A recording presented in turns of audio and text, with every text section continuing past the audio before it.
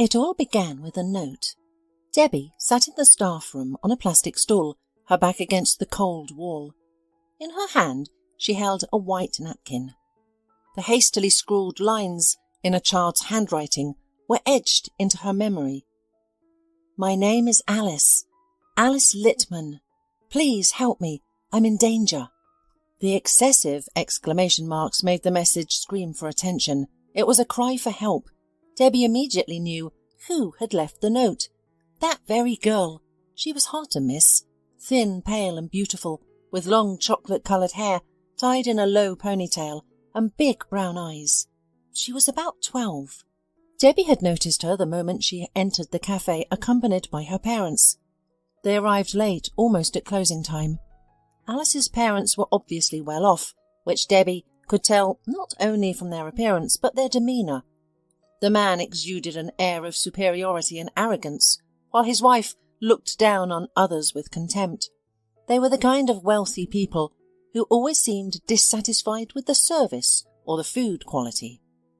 Debbie had been a waitress at this cafe for almost 7 years, and that time had taught her a lot about people. When your salary depends on it, you learn quickly. Any mistake could lead to a complaint, jeopardizing her monthly bonus. Every penny mattered to Debbie. The quiet girl followed her parents. Debbie thought it was strange. Usually children and parents walk together, or they let their children go first.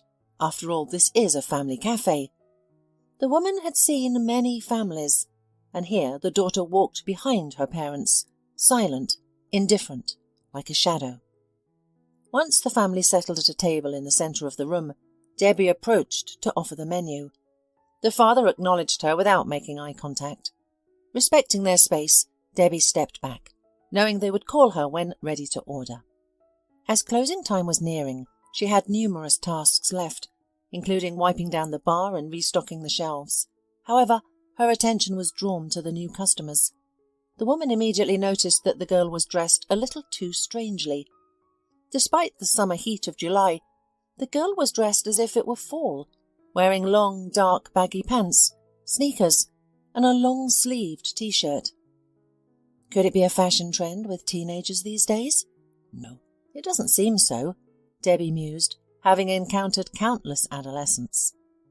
Contrarily, during summer, girls of this age usually accentuate their youth and beauty with more revealing and form-fitting attire.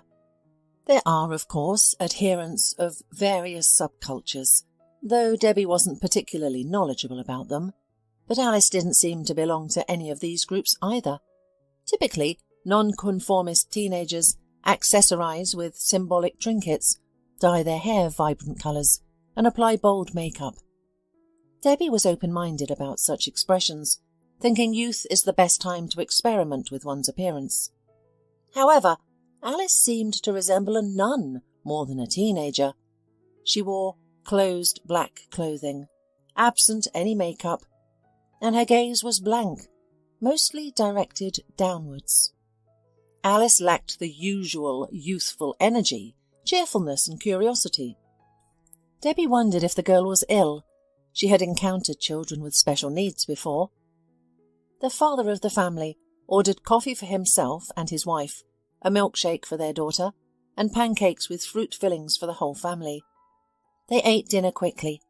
Debbie, an onlooker, was engrossed in her own world, but kept stealing glances at the family.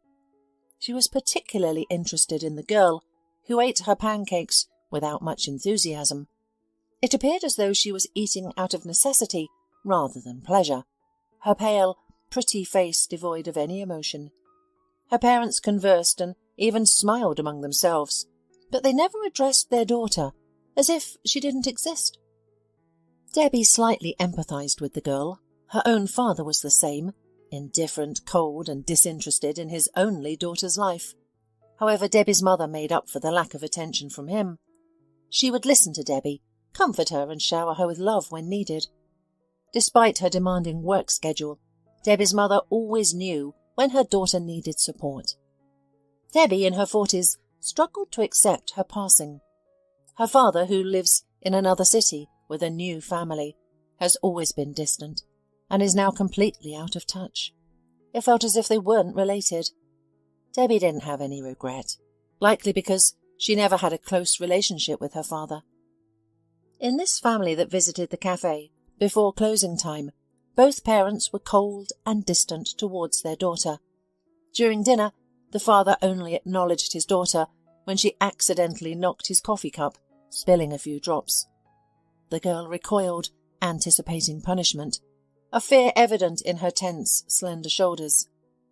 The father scolded her harshly, looking at her as if she were a repugnant insect rather than his child.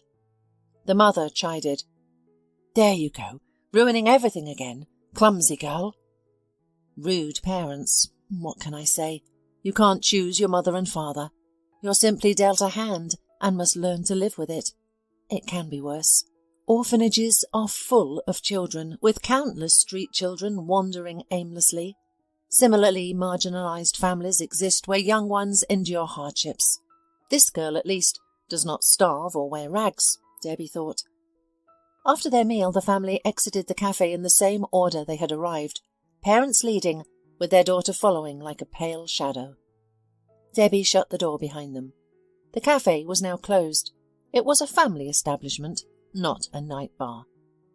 Drained from a long day of serving customers, Debbie stretched and sighed with relief.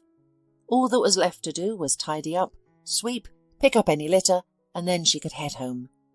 At home, a comfortable sofa, a soft plaid blanket, and her beloved cats, Red, Pancake, and White Marshmallow, awaited her. Debbie hadn't started a family of her own by the time she reached her 40s, but this didn't bother her. However, learning that she would never become a mother was a shock.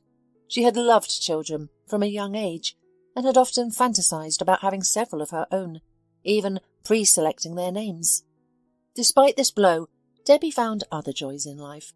Debbie, who loved children immensely, worked at a family cafe. Her warm smile drew the young clients. She quickly became their favourite waitress. She would joke when needed, calm them down, or encourage them to eat a healthier but less appetising dish. Parents regularly left compliments for Debbie, which she appreciated. After cleaning all the tables, Debbie noticed a napkin with some words left by the last customers. It was a message scrawled in red pencil. The cafe provided coloured pencils and paper for the children to draw.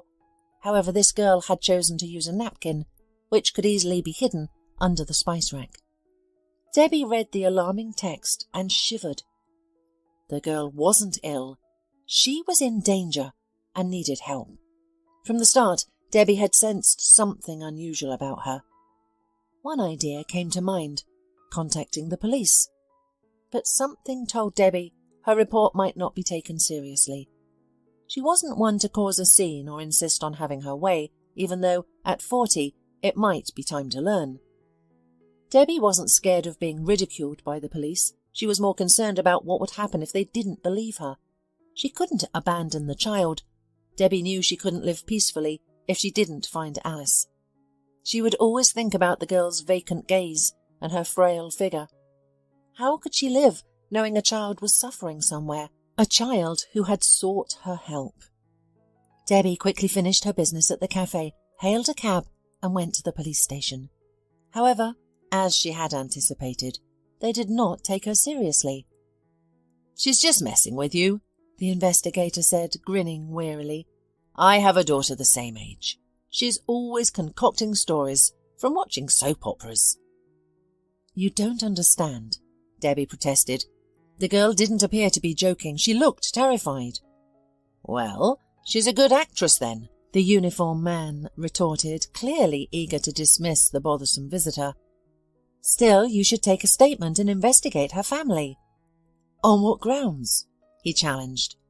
"Have you personally seen any abuse or insults directed at this child?" Debbie reluctantly shook her head. She was starting to realize the futility of her attempts to convince the dismissive officer. "Take another look at the note. It's a cry for help." "It's a silly prank," he countered, shaking his head dismissively. "I have more pressing matters to deal with than this note." "What am I supposed to do?" Debbie muttered in confusion. "Go home," replied the investigator, and throw away that paper on your way. Forget about this case. Teenagers are often unpredictable. I could tell you many stories about their peculiar behaviour, but I don't have the time." Debbie walked slowly through the late-night city. It was nearing midnight. Her legs ached with fatigue, but she was consumed by one thought: how to save the girl. Could this note on a napkin be Alice's last cry for help? It was clear that Alice hid the note from her abusive parents. What was happening behind their closed doors? What kind of suffering was this child enduring? Was the policeman right in dismissing it as a prank? Were the parents cold to Alice as a punishment for a similar act? Debbie wanted so badly to believe that this was a joke, but she saw the look in the girl's eyes. It was difficult to ignore. The child was miserable, deeply unhappy. "I guess I'll have to call Nolan," Debbie thought. "Yes, it is a tough decision, but what else can be done? I need peace in my heart, by any possible means. Nolan will certainly help. He's the only one among my acquaintances with that capability." Nolan used to be the closest person to her. It seems amusing now, but years ago she deemed him flawless. He appeared to be the perfect guy, tall, athletic, ambitious. They met at the store where Debbie was a clerk. It was a small store, offering various items: food, household chemicals and stationery. Everyday items that neighbourhood residents might need at any moment. Nolan was one such resident. He often came to the store for cigarettes, beer, or frozen dumplings. Debbie found this cheerful young man endearing. He was always jovial, respectful, and dressed neatly and stylishly. Sometimes Nolan visited the store alone, sometimes with his friends. Debbie noticed that he didn't have a girlfriend, which pleased her, though she couldn't understand why. One day, Nolan entered the store in high spirits. Debbie didn't mind his cheerful demeanour. He asked her to weigh a few kilos of potatoes. As she was doing so, he revealed some news. "Don't mind me, but I'm a bit tipsy, but not a drunkard. Today I found out I'm being promoted. I've been waiting for this for a long time," Nolan explained. "I never thought badly of you. Congratulations," Debbie responded.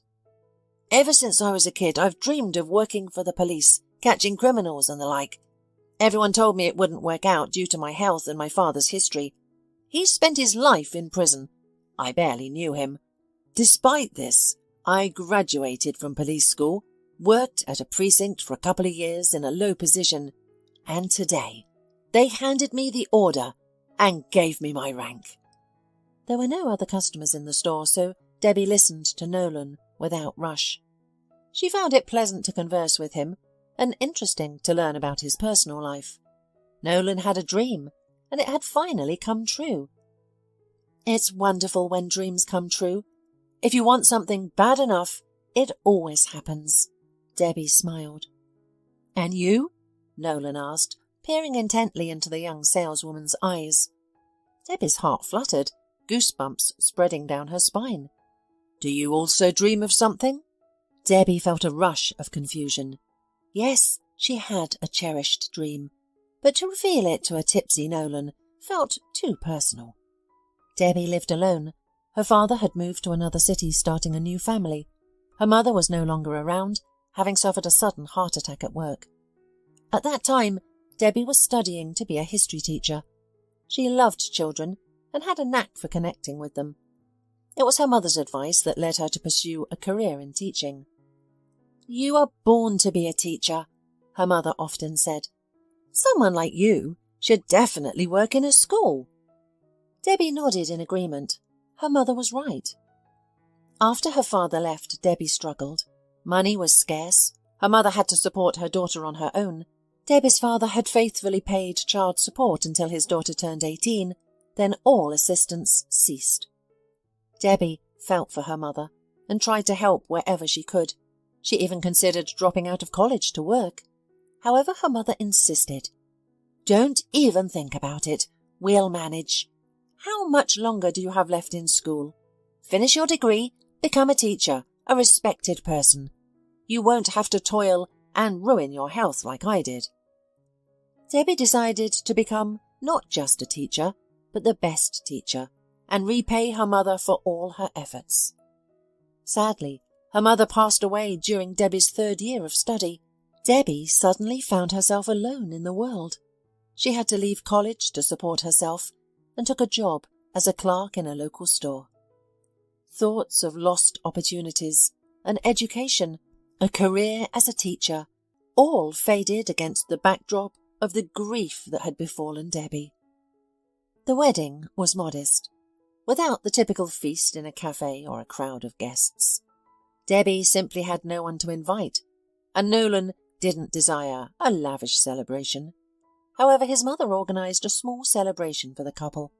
She invited them to her home and prepared a spread of homemade delicious food and appetizers.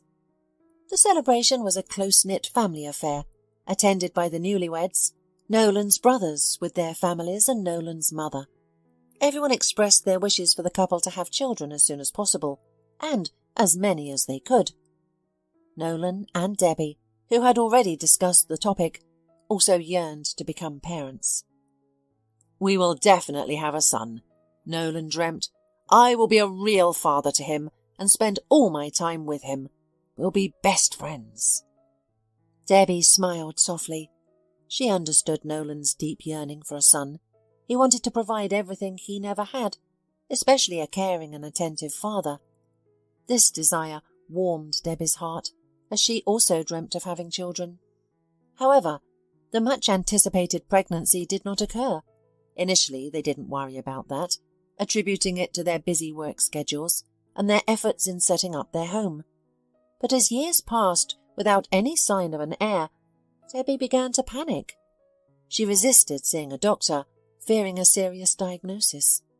Nolan, on the other hand, remained optimistic. "You're always screwing yourself up," he reassured his wife. "Maybe all you need are just some pills. Anything can be treated these days." At the women's clinic, she underwent numerous tests and dutifully complied with all requirements. The blood results were almost perfect. However, an ultrasound revealed an unexpected issue.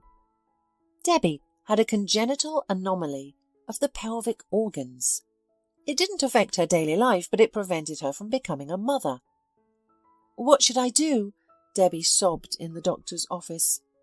A middle-aged woman regarded the woman sympathetically. "Dear, don't be upset. Medical science is constantly advancing. Perhaps one day surgical procedures to correct such conditions will be possible. But for now, your only option is surrogacy." Upon hearing this, Debbie felt relief. She smiled and thanked the doctor. If there was a chance, she would definitely seize it. But at home, Debbie studied all the options and concluded that it wasn't right for them. The cost was prohibitive, the risks were high, and there were too many uncertainties. She had heard stories of the women refusing to return the child to their parents. The primary obstacle, however, was financial. She and Nolan simply didn't have the necessary funds. So the woman resigned herself to the fact that their dream would never come true. That same evening, Debbie shared her findings with her husband. He appeared confused, a look she had never seen on him since they met. She knew he was grappling with the same thoughts she had. They had been dreaming, planning and hoping, and now this. The woman wanted the usual comfort from Nolan. She longed for his hug, his soothing words, the stroke of her hair. But instead, he said, "I need to be alone," and retreated to the bedroom. Debbie was left alone with her worries in the living room. They didn't discuss it further and continued living by inertia. They went to work, shared meals and watched TV together in the evenings. But there was a tension between the couple that was very hard on both of them. Debbie visited several more doctors. Their verdict was unanimous. She would not be able to carry a baby naturally, and nothing could be done about it. Debbie gradually came to terms with it, although it was difficult. Nolan appeared to have accepted reality as well. He joked and smiled again, but he no longer spoke about plans and generally seemed colder. Debbie missed their once easy and light relationship. Trust, warmth, future filled with children's laughter were gone. One day Debbie suggested adopting a child from an orphanage. Well, that's an option too. There are many orphans in orphanages who need parental support. Why not make a destitute child happy? No way. Nolan shook his head. I don't want to raise the offspring of an alcoholic or a criminal. It's all about genes, you know, they can manifest themselves at any moment. My mother was worried about me and my brothers all my life. We're lucky we didn't take after our father. What if we're unlucky? Debbie didn't argue, acknowledging that such an important decision should be made together. Despite Nolan's stance, Debbie remained hopeful that she might change his mind someday. Then something unexpected happened that shook Debbie's world. Nolan, who often worked late, returned home one evening with a peculiar look. Debbie immediately noticed the joy in his eyes and the smile he tried to conceal. Did something happen? Debbie asked, thinking her husband had either received another promotion or had solved a long-standing case. But she had no idea what she would hear answering her question. We need to have a serious talk, Nolan announced. The joy in his eyes faded, and his face became serious and difficult to read. His discomfort around Debbie was palpable and unnerving. What is it? Debbie asked, looking at her husband with worry. Let's sit down, shall we? And Nolan, periodically confused and averting his eyes, told about everything, and about his worries, about unfulfilled dreams of children, and about the fatigue of physical and moral, and about the cooling of feelings for the woman who once seemed the closest and dearest. And at that difficult moment, 2 students were sent to the precinct for practical training. The guy was assigned to the homicide department, while the girl Linda was attached to Nolan because he had much routine paperwork. Linda was quite attractive, but Nolan was solely focused on his work, until she confessed her love to him. He tried to explain to Linda that they were not a suitable match. He suggested she should seek someone younger, more promising and unmarried.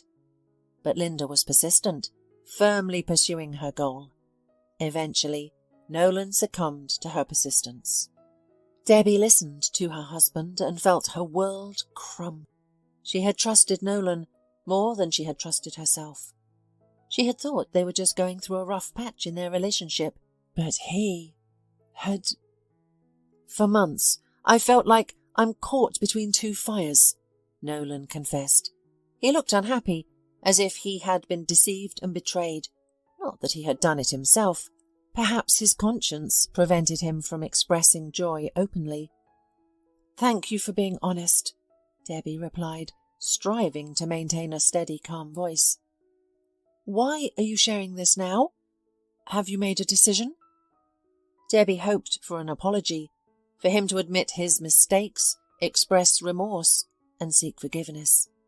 Of course she would forgive him. It might take time to restore their relationships, but they would manage. After all, everyone makes mistakes. However, today Linda told me something. Nolan began, heaving a sigh. She's expecting a baby. Can you believe it? A happy smile then spread across his face, illuminating it with warmth. He straightened his posture, as if shrugging off the weight of guilt. Upon hearing this, Debbie felt a sharp pain in her chest and gasped for breath. Go away, she said quietly.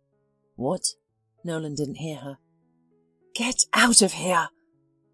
Nolan nodded, then looked anxiously at Debbie. Are you sure you're going to be okay? Do you think I'm going to harm myself because of you? Debbie retorted, a grim smile playing on her lips. Those were the exact thoughts that crossed her mind initially. I'm so guilty. You're nice. You don't deserve someone like me. Debbie wanted to hit him, but instead she turned around and walked into the other room. You can pick your stuff up tomorrow when I'm at work, she said before leaving. After Nolan left, Debbie sobbed for a long time, her face buried in his sweater. It was the one she'd taken to work that morning, a memento of her husband. For some reason she wanted to keep at least one of Nolan's belongings. Perhaps she still loved him, despite his betrayal. Now divorced, Debbie found herself alone in her apartment. To combat loneliness, she adopted 2 cats, one from a shelter and the other a skinny, malnourished stray with infected eyes. Nursing the stray back to health took time, but it was worth it.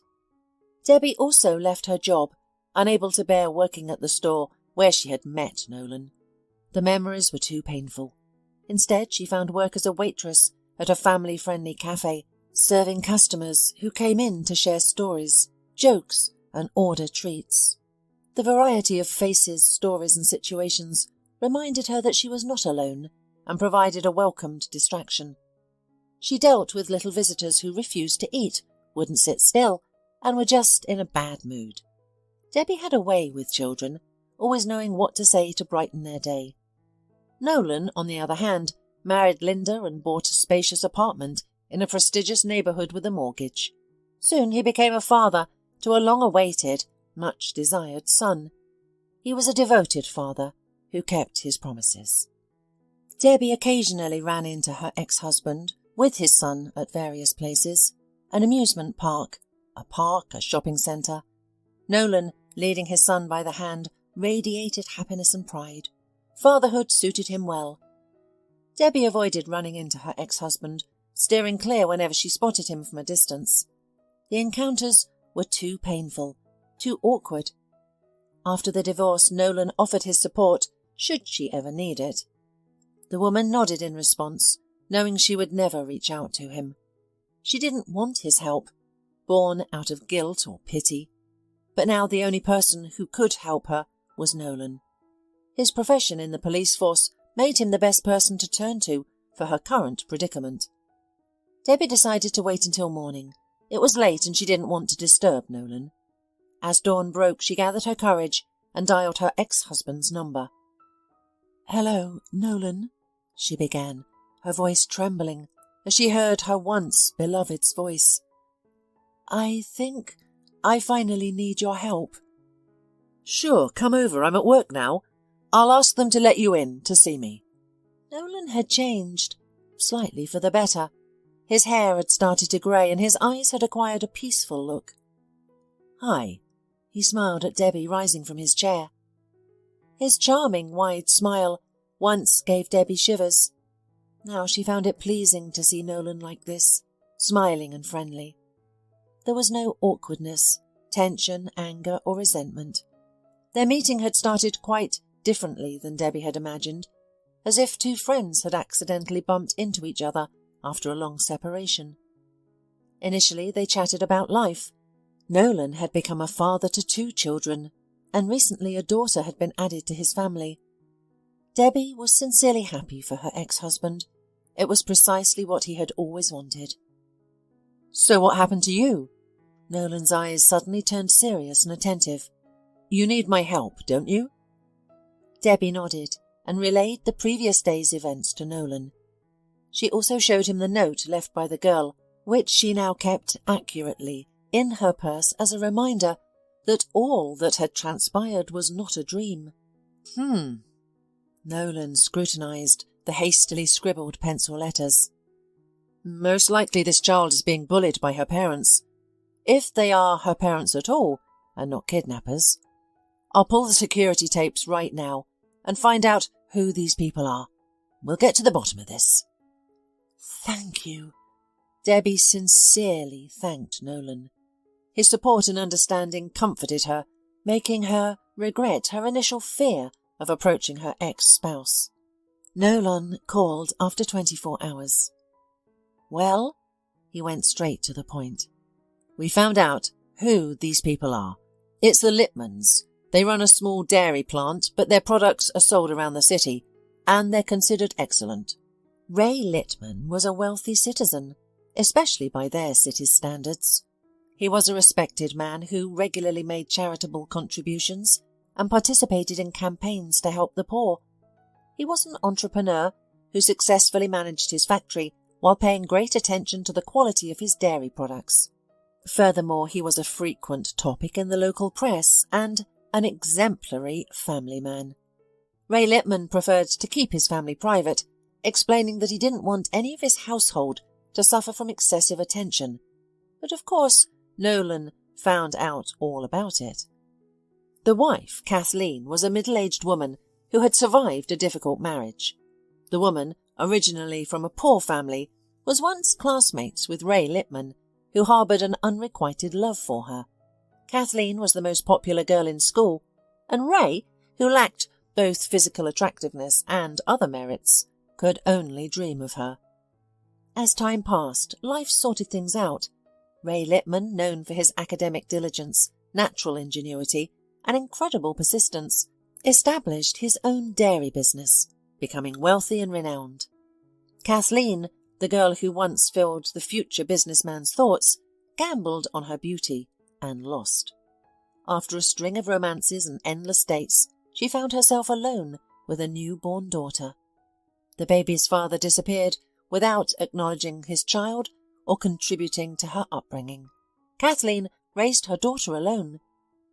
A chance encounter brought Kathleen and Ray together again.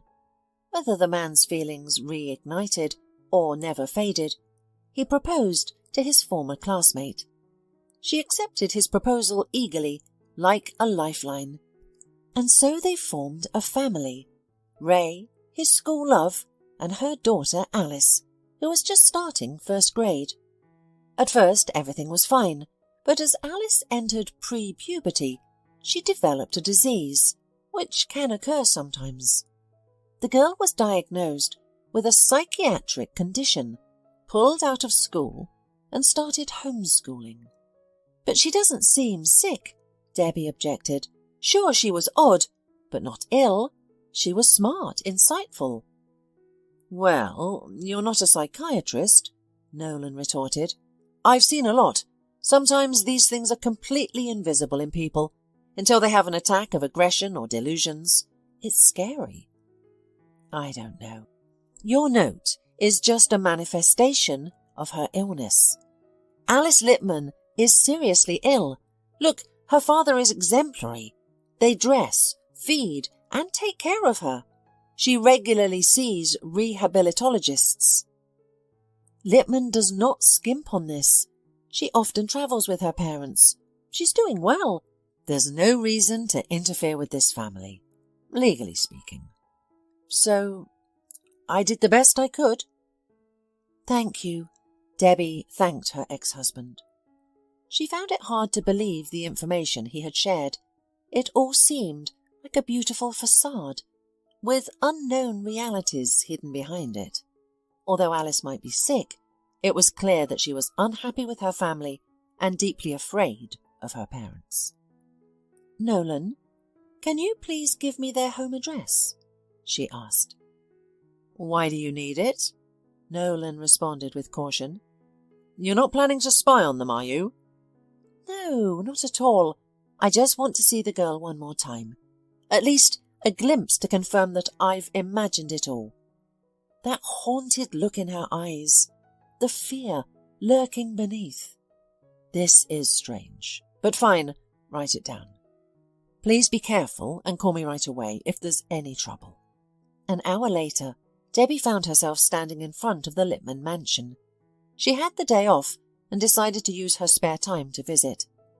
The two-story cottage was located in an upscale residential area, surrounded by similar homes and imposing estates with ornate rooftops and annexes. The Littman mansion was relatively modest in comparison, but was beautiful, stylish and inviting. It appeared to house a model family. Rather than being enclosed by a solid fence, the house had a metal fence that allowed a clear view of the garden, swimming pool, children's playground with swings and slides, and a gazebo. Paradise for a child. Any child protection service would see this spectacle and never suspect that a girl living in such conditions might need help. Alice was in danger, or so Debbie was convinced. Nolan's convincing story was not credible. Debbie, unsure of her next move, lingered near the house, feeling at least this way she was closer to Alice. As the woman was about to leave, the cottage door swung open. On the porch stood the girl who had written the note on the napkin, looking as vulnerable and fragile as ever. Despite the sweltering heat of a sunny July day, she wore a baggy sweater and jeans, an odd choice when shorts and a top would have been more logical. Debbie called out to Alice, who initially recoiled in surprise before recognising her. Alice hurried towards the fence, occasionally glancing back at her house, seemingly to check if she was being watched. "You're the waitress from the cafe. You found my note." Alice initiated the conversation. "Yes," Debbie replied. "What's happening to you?" "Did someone finally believe me?" Alice clung to the bars of the fence. "I've left similar messages before, at vacation spots, at local cafes, but no one ever showed interest. I guess they didn't believe me. You're the first." "Tell me what's going on and how I can help you," Debbie urged. "I'll tell you, but you probably won't believe me. My stepfather and mother make everything seem like my fault because I'm supposedly crazy. I have an official diagnosis, so whatever I say, people usually interpret it as a delusion, as a manifestation of illness," the girl told. Debbie noted that she spoke eloquently like an adult, a literate person. Alice appeared clear-headed and aware, not at all like a sick teenager. "I believe you. I do. Don't worry. I wouldn't be here if I didn't. It took me some effort to find your house. You didn't leave an address." "I didn't have the time. They're always watching me when we're in public, both of them. I had a hard time writing that note and leaving it. I took a risk. If my stepfather had seen, he would have locked me up for months, maybe even forbidden me to go to the garden. It's happened before." "And now? They won't notice you now? Won't they punish you for talking to me, a stranger?" "Now is as good a time as any," the girl smiled. "Only the servants are home, but they're busy with the cleaning. The house's windows don't overlook this lot, and my parents aren't here. My stepfather is at work and my mother has gone to the spa and won't be back until late. It's a good time to talk." "Tell me about it," Debbie asked. "Do you mind if I turn on the video recording? I might need proof. I can't do much on my own, but I have a friend in the police force. He needs hard evidence to take action." "A friend in the police force? That's great," the girl responded. "That gives me hope. Regarding the camera, I was going to suggest that myself. If the police don't help, you could post it online or involve the press." Debbie, struck again by the girl's choice of words, switched on her phone's camera. "I'm Alice Littman," the girl began, looking into the lens. "I'm being bullied by my parents. I need your help. Now, I will tell my story from the beginning." Alice lived in a small, cramped one-bedroom apartment with her mother, Kathleen. Their home was in an old 5-story house on the outskirts of town, backing onto a vacant lot on a highway. Money was always tight, as Kathleen, who disliked working, only took on jobs sporadically, and it depressed Kathleen, who had dreamed of a more glamorous life since high school and believed she deserved it. In her youth, Kathleen was a true beauty, and she maintained an attractive appearance into adulthood. She was tall, slender, and had captivating eyes. Both in school and now, she had many admirers. However, Kathleen was rarely satisfied with these suitors, as they were all as financially challenged as she was. The places where Kathleen lived and worked were far from affluent, so princes in white Mercedes were hardly ever seen. Despite living in squalid conditions with mould on the walls, cockroaches, rusty furniture, dilapidated plumbing, and scarce food, Alice felt happy. She found her freedom in playing all day in the yard with neighbourhood kids, inventing games, laughing, and climbing trees. Alice adored her mother, whom she perceived as the most beautiful woman in the world. Kathleen equally loved Alice and cared for her in her own way. However, Kathleen often broke down and cried after successive personal failures. During these times, she would blame Alice, with words that the young girl couldn't comprehend. "It's all your fault. If I hadn't had you, I would have been married to a decent man by now. Who needs me with you?" These words made Alice feel guilty, even though she didn't understand how to help her mother or fix the situation. Thankfully, these episodes were rare and short-lived. Kathleen would quickly revert to her usual self, remaining cheerful and up for an adventure. Alice's mother would sometimes dress her up, apply makeup, and call her a beauty and a doll.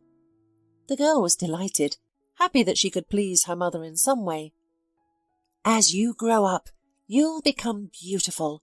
We'll marry you off to a rich man, and we won't need any more. Just don't repeat my mistakes and settle for less. I'll be there to help, advise and guide you. I've become wiser now." At the time, Alice was only 6 to 7 years old. She didn't understand what her mother was saying, but she nodded and smiled, eager to please her. And then Ray Littman appeared in her mother's life. At first, the man liked Alice. He smiled at the girl, often bought her toys and sweets, treated her mother very well, like a princess of some kind. Kathleen blossomed beside him, became even more beautiful, even more charming, and her eyes shone with some special light.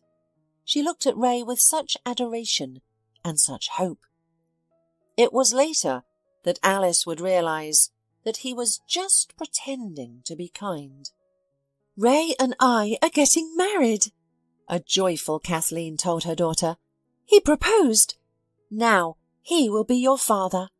We're moving far from here, to his beautiful house. You'll have your own room, your own bed, just like a princess, and so many toys." It all seemed like a fairy tale to Alice. She could hardly imagine this house, this garden, even though her mother described it in vivid detail. Alice's life changed dramatically. Adjusting to the surrounding opulence took time. She had her own room with a pink canopied bed and shelves full of new toys. There was a pool in the garden for her to splash around in, along with swings and roundabouts. Uniformed staff served her extravagant meals for breakfast, lunch and dinner. The abundance was dizzying. Overwhelmed by the sudden changes, Alice often found herself exhausted and asleep by 8 or 9 p.m. in her princess bed. Despite her new life, Alice still felt a sense of lack. Firstly, she yearned for freedom. It wasn't customary to venture beyond the fence here, yet she longed to explore the neighbourhood. However, it wasn't allowed. Secondly, Alice deeply missed her friends, the boys and girls she had grown up with. One day she asked her mother if she could invite them over, even if just for a day. "What?" Kathleen exclaimed. "Forget your street friends. You'll soon make new friends from respectable families." Kathleen had changed significantly. She had become so beautiful and radiant that it was difficult to take one's eyes off her. She now frequented beauty parlours and gyms. She had made friends with other beautiful and well-groomed women, often spending time in cafes, shopping, or just strolling together. She seemed happy and often voiced that she was finally living the life she deserved. During this period, Kathleen paid little attention to Alice. She used to get home only by the time Ray returned from work, and then all her attention was focused on him, which he seemed to enjoy. Alice no longer received love.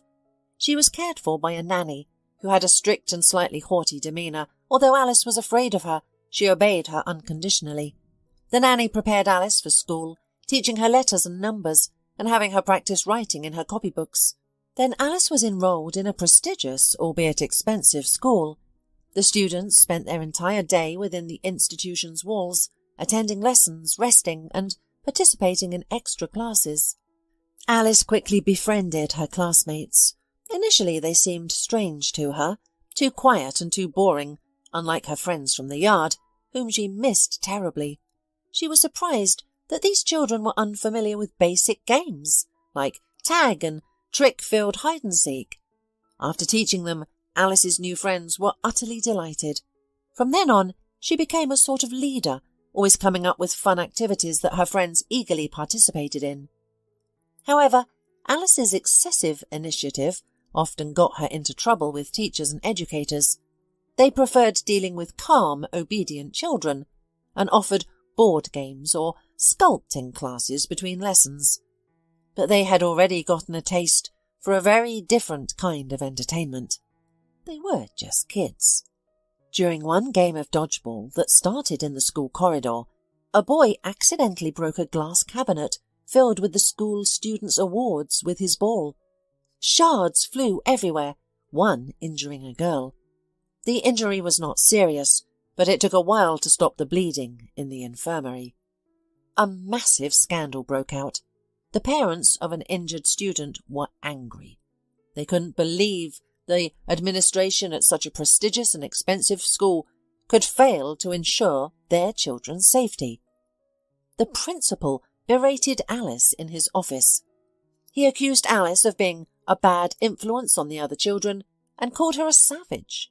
Then, while Alice was still there, he called her father Ray and requested a serious discussion. Alice sat nervously outside the principal's office on a couch. Ray and Kathleen hurriedly approached the office.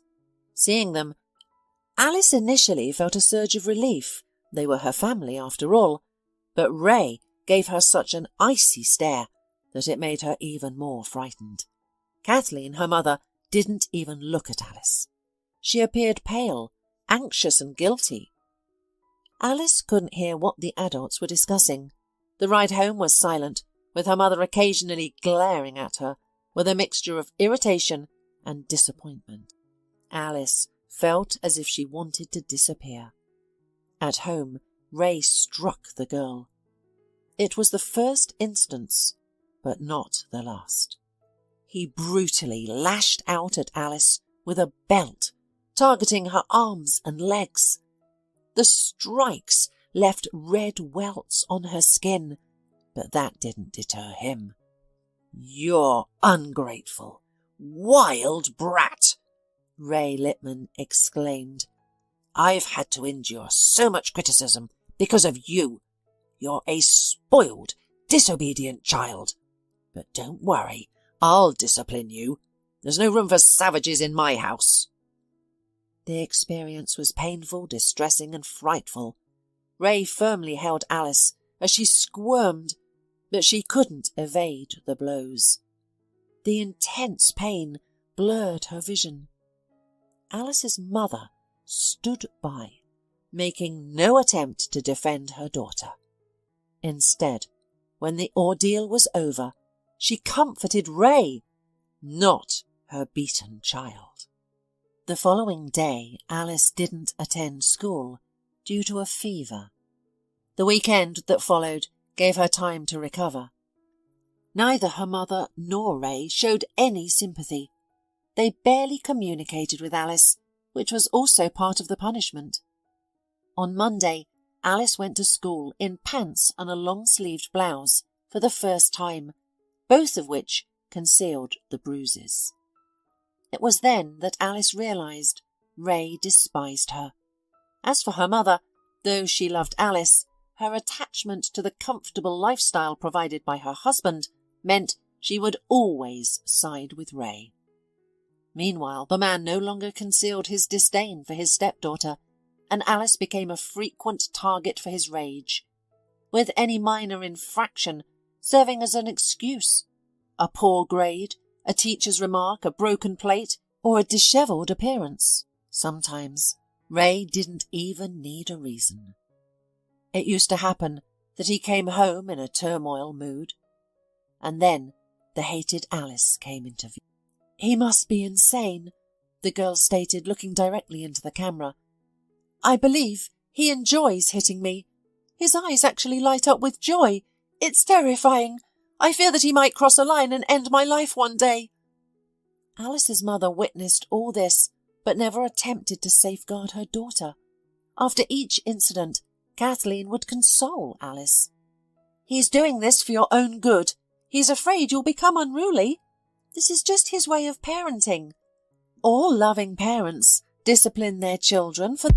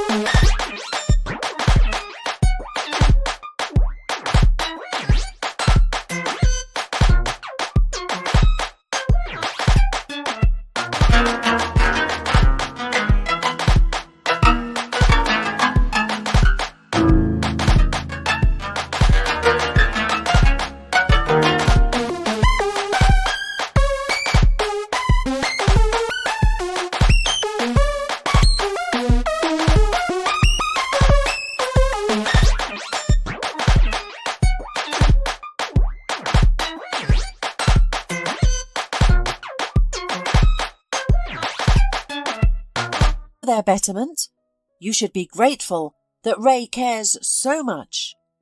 However, Alice found no reason for joy. For a time she even believed that this was normal, since she never had a father figure before. Maybe that's how fathers raise their children. Maybe every one of her classmates feels the same way. Ray tried to hit Alice in places where it would not leave visible marks. If that wasn't possible, Alice would wear long-sleeved clothing and pants to school to conceal the evidence of abuse. "No one must know what happened yesterday," Kathleen warned her daughter. "Otherwise, everyone will know what a bad girl you are, since Daddy had to punish you." Alice believed her mother. She hid her scars and bruises out of shame. However, one day, a medical examination at school revealed the visible marks from a recent beating. The young nurse was appalled by the marks on Alice's body. "What happened to you? Where did these come from?" he asked. I fell down the stairs," Alice mumbled, offering the first excuse that came to mind. As long as she kept the truth hidden, maybe no one would realise how bad she was. "She's a hyperactive child," the teacher in the medical room confirmed. "She's always getting into some sort of trouble." Alice's stepfather continued to take out his anger on her as she grew older, while her mother Kathleen silently consented. For a time, Alice considered this life normal. However, as she got older and learned from her classmates, movies and books, she realised her situation was not normal. Alice grew smarter and wiser. One day she understood what was happening to her was wrong and must not be tolerated. "I went to the principal and filed a complaint in his office. I told them everything, even showed them my bruises and abrasions. They said they'd look into everything. I was so hopeful. I thought this nightmare was over, but it got worse." The principal turned to her stepfather, and he dismissed Alice's claims as the ramblings of a disturbed mind. He said they had already arranged for her to see a psychiatrist. The principal believed him. Alice was indeed taken to see psychiatrists. She suspected these doctors were paid off by her stepfather. As a result, a perfectly healthy child was diagnosed with a mental disorder, and everything Alice said was dismissed as nonsense. "He has complete control over me. I've become his official whipping girl." Alice took a deep breath before continuing her story. Alice was permanently removed from school and began homeschooling, studying with teachers online. "You ungrateful child. Now there's no one to complain about the man who raises, feeds and clothes you," Ray taunted, looking at his bewildered stepdaughter. This was a turn of events Alice hadn't expected when she told the principal the truth. She felt like a prisoner in her own beautiful home, isolated from all but her mother, servants and stepfather. She was presented as an abnormal individual to others. To make matters worse, her internet access was cut off, severing her last connection to the outside world through social media. It was total isolation. However, Ray and Kathleen maintained the facade of being perfect parents. They took Alice on trips and occasionally brought her to cafes or restaurants. They made public appearances with her to avoid arousing suspicion. The physical abuse continued. Ray vented all his anger and tension on Alice. Each time he went further, but never touched her face, as facial injuries were harder to conceal. Kathleen remained silent, not just to appease her husband, but also out of fear. All the beatings and abuse were directed at his daughter.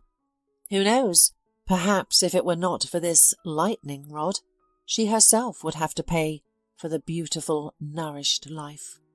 "I left messages wherever I could." Alice's voice began to tremble. "I tried to ask for help, but it was useless. They thought I was insane. One day, Ray caught me trying to tell a woman in the street. We were on vacation in Thailand at the time. He came up, showed this lady a medical certificate with a diagnosis, and then beat me so badly that I passed out. I spent the rest of my vacation bedridden. They would lock me up and leave for the beach. I thought I was going to die, even wanted to, but I survived and regained consciousness. Oh, darling, you've been through so much. Debbie couldn't contain herself. He's growing more and more irate. I think he's losing his mind. Soon Ray will kill me and make it look like an accident. He has enough money and connections to do that. I'm terrified. I really want to leave, but there's no way out. If I escape, they'll bring me back. You're my last chance to speak up. Please help me. Debbie stopped the tape, looking at the girl with both pity and tenderness. She wished she could immediately get her out of this terrifying situation. I'll do anything to get you out of here, the woman promised. A sudden idea came to her. Alice, darling, why don't we take pictures of your bruises and scars? Show them to me. Alice nodded briefly. She hastily rolled up the sleeves of her sweater and rolled up her pants. A horrific sight of bruises, cuts and abrasions was revealed to Debbie's astonished eyes. The girl's entire body, hidden under her clothes, was covered with wounds and scars of different healing stages. Alice lifted her sweater, revealing a large bruise with yellowing edges on her stomach. Debbie gasped. Her hands trembled, but she videotaped everything. The nightmare that the girl was living through was horrifying to imagine. I'm going to the police. I'm going to the station right now, the woman assured the young girl. Thank you, the girl smiled. You're the first person to believe me. I just hope the police don't blame it on my diagnosis, because Ray once convinced the maid who saw the cuts on my hands that it was me, that my own illness caused me to harm myself. The man I'm going to now will believe it. He has children himself. He'll understand. Nolan reviewed the video multiple times, his face cycling through a range of emotions, from bewilderment to surprise, then anger. What a scumbag, he thought to himself. Debbie, go home now. I need to assemble a team and get the guardianship authorities involved, as well as medics. Don't worry, I'll keep you updated. Are you going over there immediately? No, these things take time, but we'll get her out. We'll rescue her soon. Debbie drove home, where, comforted by her beloved cats, she finally let her emotions loose. She sobbed uncontrollably, shaking in fear for Alice.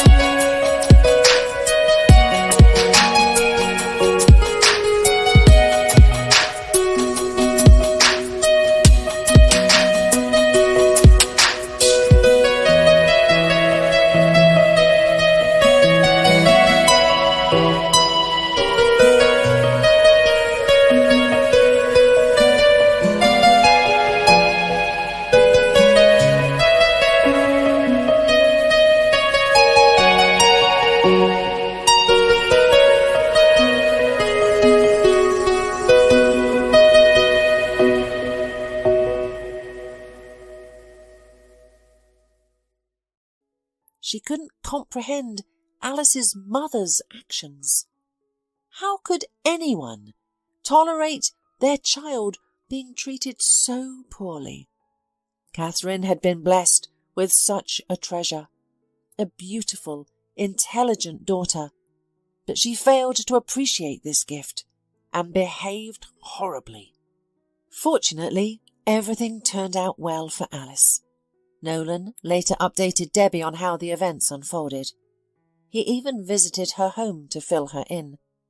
It felt strange to see him back in that apartment. Alice was initially just taken to the hospital. Ray Littman claimed that his daughter had self-inflicted the injuries because of her diagnosis. He again tried to portray his stepdaughter as mad. The guardianship officers and the police did not argue with him. They just said that the girl should be evaluated, and placed temporarily in another place, since the parents can't handle a sick child. They also promised that as soon as the girl's condition stabilizes, she will be returned to the family. Ray Littman worried, tried to threaten, offered money.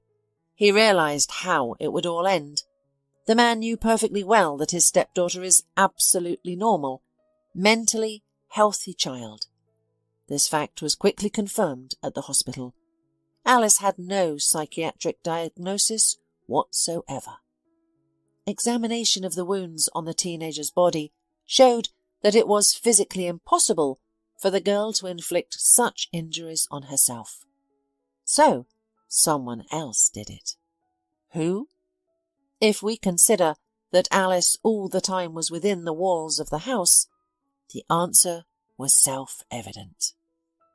The victim gave her testimony, detailing how and when she received her bruises and cuts from the abrasion. Ray Littman was immediately taken into custody. The police officers were eager to hold the mother accountable, as she was in essence complicit in this terrible crime. However, Kathleen managed to evade punishment.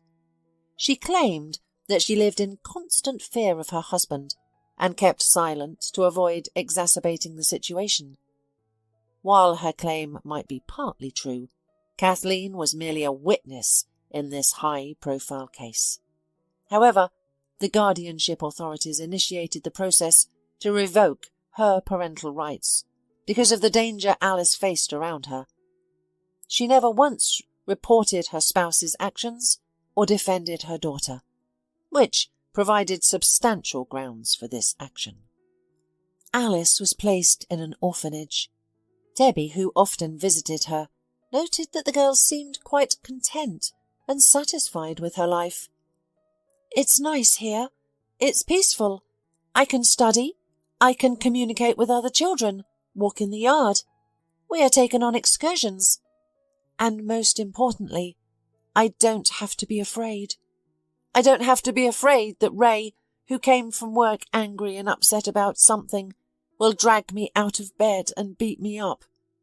It's such a blessing." Debbie could barely hold back her tears. What kind of life has a girl if she's happy in an orphanage? They quickly made friends with everyone. Alice was an incredibly bright and cheerful person, despite her many trials. Debbie wanted to help Alice forget that horror and give her a happy childhood. Nolan was the first to know about Debbie's decision. She called him to figure out how to proceed. "You know, I'm not surprised," said the former spouse. "I knew that sooner or later you would come to this, and I'm pleased for the girl." "So you're going to help me pull this off?" Debbie asked. "Because I really don't know where to start." "I'll assist you with the adoption," Nolan promised. "I have acquaintances who can expedite the process. The key is Alice's agreement, but I don't foresee any issues with that, do you?" "No," Debbie confidently replied. The September morning was dull yet sunny. For the first time in a while, this date held significance for Debbie. She was sending her daughter off to 7th grade. Together, they had selected new school clothes for Alice. The shopping trip was lengthy, as they sought items that would fit Alice perfectly, but they managed. "Alice, get up! We're going to be late for your first day at a new school," Debbie exclaimed, checking her watch. The smell of fresh toast and coffee wafted from the kitchen. "It's time for breakfast." "Good morning," the girl greeted, smiling as she emerged from the bedroom. She looked glad, and there were no more bruises or abrasions on her arms and legs. The scars from deep cuts served as the only reminders of the nightmare that existed outside their beautiful mansion. Many of these scars were dispersed across her body, but time would eventually smooth and erase them. Alice approached Debbie and hugged her, as she always did. Their needs were perfectly complementary. The girl found a loving, understanding mother, while the woman gained a beautiful, grateful daughter. Kathleen attempted to reconnect with Alice. She called her, even showed up at her school. However, the girl harboured resentment, misunderstanding, and anger towards her mother. But psychologists worked with the girl. At first, Debbie took her foster daughter to sessions every day, but now the visits were reduced to once a week. Alice's psychological trauma was deep, her emotional wounds more severe than her physical ones. The goal was for Alice to forgive Kathleen, a step necessary for her own healing and well-being. They still had a long journey ahead, but together they could overcome it. After all, they were stronger together.